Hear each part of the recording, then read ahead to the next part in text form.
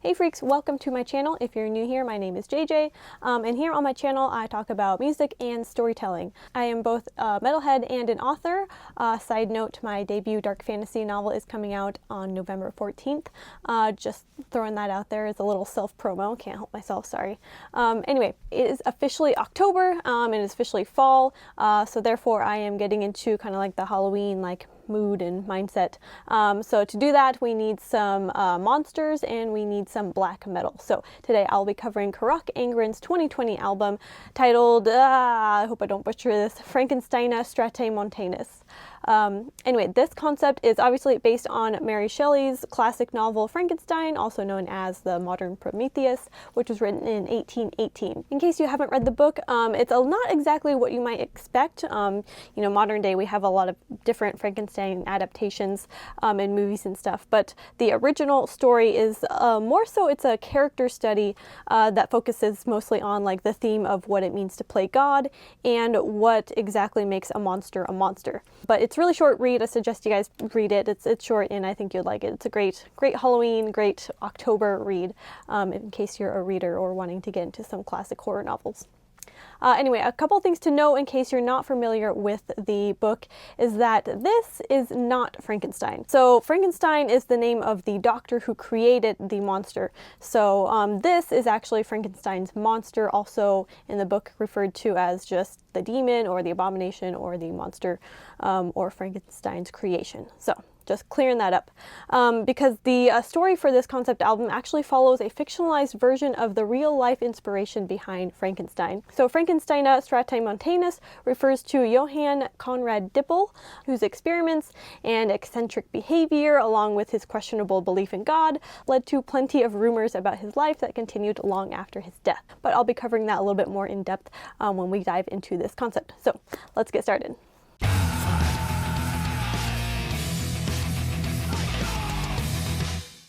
Alright, before we get started with this concept album, make sure you like, share, subscribe.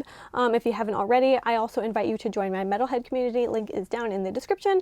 Most recently, for the month of October, I just sent out a newsletter that explains the concept behind Carach Angren's Dance and Laugh Amongst the Rotten. So if you're interested in knowing a little bit more about the history and stuff behind that album, join my metalhead community and then send me a message and I'll send that over to you. Anyway, starting off with track 1 here in German Woodland. So we start off with a bit of a prologue with a little boy who is playing, in the woods, in the forest in Darmstadt, Germany. I don't know if I'm saying that right. But basically it's near Castle Frankenstein. And in case you're not aware, Frankenstein Castle is a real place in Germany. I'll throw up a picture here for you to take a look at. Anyway, when this little boy gets home, he falls terribly ill and he eventually dies. So that's just kind of our opening scene and it kind of sets up the little mystery that's going to go on throughout the rest of this album. Anyway, so track 2, Scorched, Ghoul, Undead. So of course the family has a funeral for this little boy, and so the whole family is mourning his passing. But as they do so, they kind of begin to have these really terrible nightmares about him. Until one stormy night, the boy awakes in his coffin and kind of claws his way out of the grave to return home. But upon arrival at home, this zombified version of this little boy attacks his mother and begins to eat her alive. Next up we have track 3, Franckensteina Strataemontanus.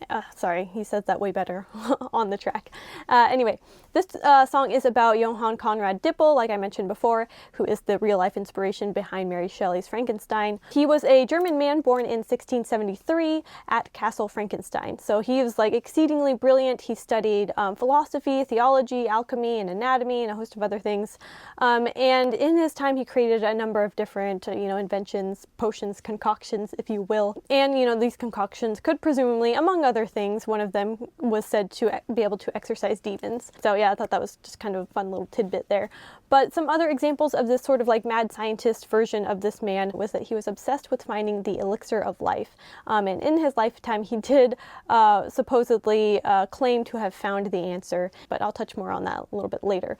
Anyway, so all of his experiments and, dissections and unusual theories in philosophy inspired plenty of rumors about his life, the most famous of which was that he dabbled in soul transference, which was a thing that went on back in this time, where it was the attempt to transfer the soul of one dead body to another. So it was rumored that he was messing with this type of sort of soul transference / necromancy type of thing. But it was probably mostly just a rumor because this guy was really weird and he kind of upset the church a lot. So Johann Dippel was pretty much sort of an outcast in that he was accused of consorting with the devil, grave robbing, and sorcery, and all kinds of other things. But in this song, we see Dr. Frankenstein, aka Johann Dippel, down in the depths of Castle Frankenstein, just playing God by performing the famous scene of bringing his monster to life. Track 4, the Necromancer. So here we find Dippel, aka Frankenstein, preparing the corpse that he's going to bring to life. So the corpse, of course, is this amalgam of different body parts that have been kind of sewn together from different bodies. And the scene is very much, sorry, there's still a fly in here. How many weeks has it been? How long do flies live? Because this one fly has been in this basement for like 2 months now. Anyway, I'm sorry. So this scene is definitely more like the fictionalized version of Johann Dippel, the more like evil sorcerer Frankenstein version we get to see here. As this scene, he ends up selling his soul to the devil so that he can ascertain the success of this macabre experiment. But in real life, Dippel was actually accused of selling his soul to the devil in exchange for the discovery of the elixir of life. So that's how, the truth is kind of weaved into the fiction there. However, in real life, these claims were just due to the church amounting his loss of faith in God to some kind of satanic intervention, as was commonly done back in the day. Anytime you was questioning this whole God thing, everyone's like, well, you're into Satan. Moving on to track 5, Sown for Solitude. I love the name of this track. This scene is actually taken from the perspective of the monster. And so I really love this song, and I really love the lyrics as well, as they follow very closely to Mary Shelley's character from the book, where the monster is actually really this sympathetic character who just kind of loathes his whole existence. And, the isolation that he experiences is actually the driving force behind what makes him truly become a monster in the first place. And so I think the lyric "monster to many, friend to none" really just exemplifies the character of the monster and how much he just loathes his entire existence. So yeah, I thought that was a cool homage to the original story by Mary Shelley. Next up, track 6, Operation Compass. This song is about a battle against an army of zombies in Egypt. And if you're thinking, well, what the hell does this have to do with Frankenstein? This is how it relates to the concept. Johann Dippel created what is known as Dippel's oil, which was this really nasty, smelly, black oil that was derived from animal bones. And at the time of the creation, Dippel claimed its use for many things like tanning leather, relieving pregnancy pains, as insect repellent, for curing colds and fevers, and as treatment for epilepsy, among other things. And I believe he also tried to sell this oil to buy Castle Frankenstein, which was largely rejected.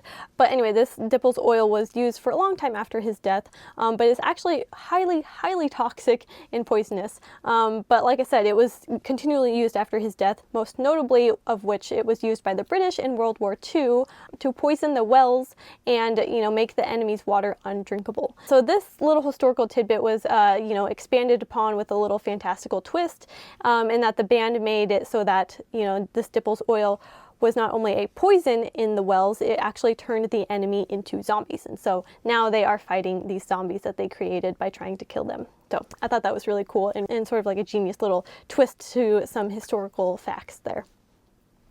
Anyway, moving on to track number 7, Monster. So at first listen, you might think that this song is, about Frankenstein's monster, about this abomination that he created. However, armed with some more source material and a deeper analysis, shows us that the real monster is actually Frankenstein himself. So this deranged alchemist who sold his soul to the devil to create this abomination clearly fits the definition of a monster more so than what he has created. And this kind of just goes to show that while someone might look scary on the surface, in reality the most devious of monsters tend to be more normal looking people who you would never suspect, how serial killers tend to be sort of like wolves in sheep's clothing. So yeah, the monster isn't always who you expect. Track 8, Der Vampire von Nürnberg. Sorry. Here we flash forward a few centuries, so we're going from the 17th century to the 1970s in Nuremberg, Germany, where the writings of Johann Dippel has inspired a young man by the name of Kuno Hoffmann. So now Kuno Hoffmann was a real person, or is a real person. I guess he's still alive. Whether or not he was actually influenced by Dipple is not really based on any evidence, but the story of Kuno Hoffman is completely true. So he was deaf and dumb after being severely beaten by his father. So he grew up a really troubled child, and he ended up doing some time for robbery. But eventually he became obsessed with the occult, and he would go on to perform a number of very horrific rituals in the name of Satan, and pretty much all of these rituals involved dead bodies. And so his crimes included, but were not limited to, necrophilia, drinking the blood of the dead, gnawing on corpses, and cutting off their heads. So later in his search for fresher blood, as it seems he became obsessed with blood and was drinking it from corpses that he dug up, he began to search for, fresher blood, I suppose. And so he ended up shooting and murdering a couple in their car and drinking their blood. And so because of his, blood drinking crimes, he was dubbed the Vampire of Nuremberg. And yeah, he went to prison for a long time, but I hear he has recently been let out. So he could be walking the streets right now. You never know. Anyway.